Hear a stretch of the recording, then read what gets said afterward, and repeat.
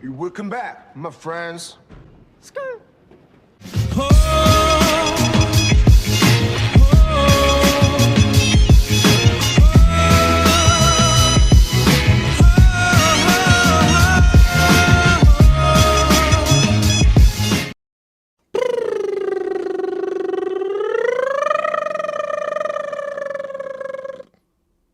Now that I've gotten your attention, let's talk about DC Comics for a second in this episode of The Pitch. Because I've heard a lot of people knock on my door, slam messenger pigeons on my desk, send groupies into my former car before someone cut the brakes and then it flew off of the highway.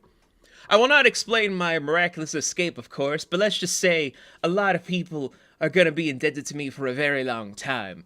And for the love of everything of what I do in this whole thing, many people keep hitting me up about what would a comic line be if Bruce was no longer Batman in a world where Gotham was self-sufficient.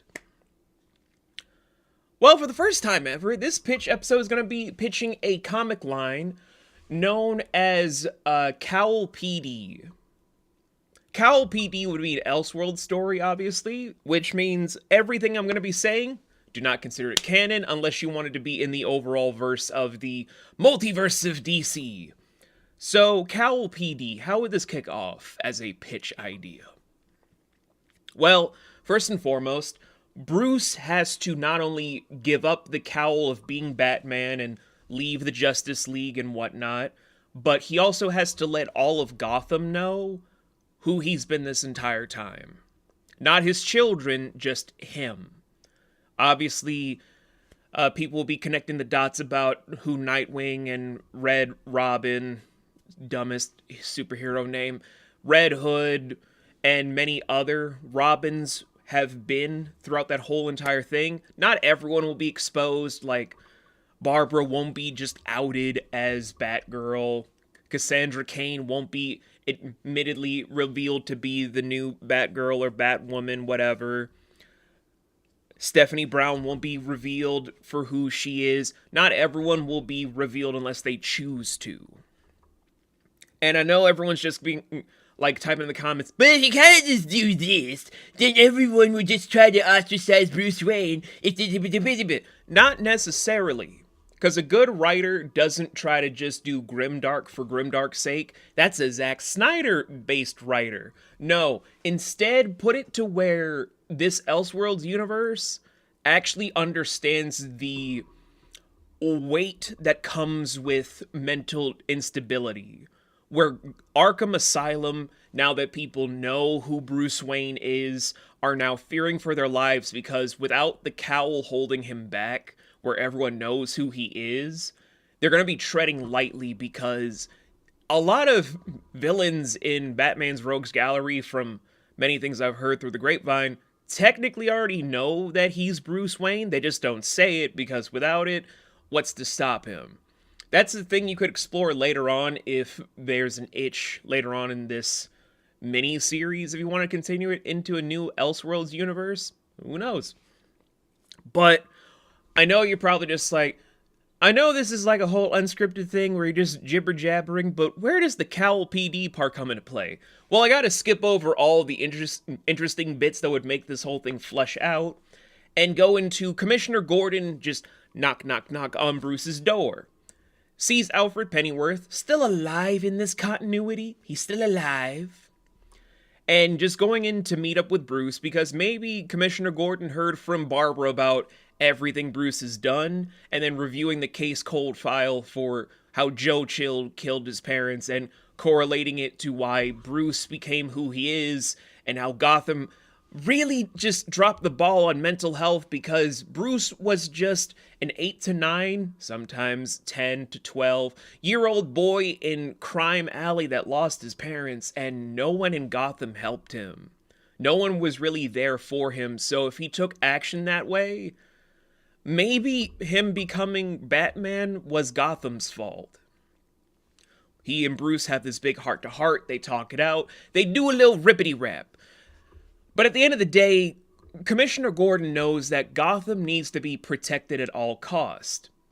And Bruce understands this better than anyone, being the Cape Crusader for, let's say, 30-ish years. Like, let's put 3 decades under his belt.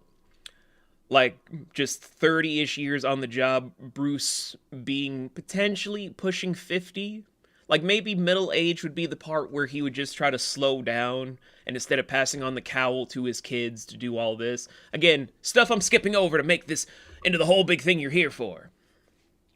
And so, with that in play, Commissioner Gordon would just be asking, what did Bruce do in order to get to how far he's gotten? What made this whole thing possible? Then we do a flash forward to where there are some criminals doing certain things in the city. They think that without Bruce Wayne being Batman, they can do whatever they want.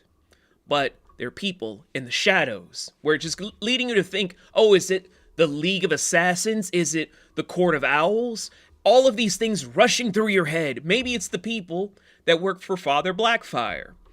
All of these different questions until hitting them with the spotlight that kind of looks like the bat, but slowly transmogrifies into a brand new symbol of justice, has them swoop in, they are apprehended, and we're slowly unveiling that there is a brand new police department in Gotham.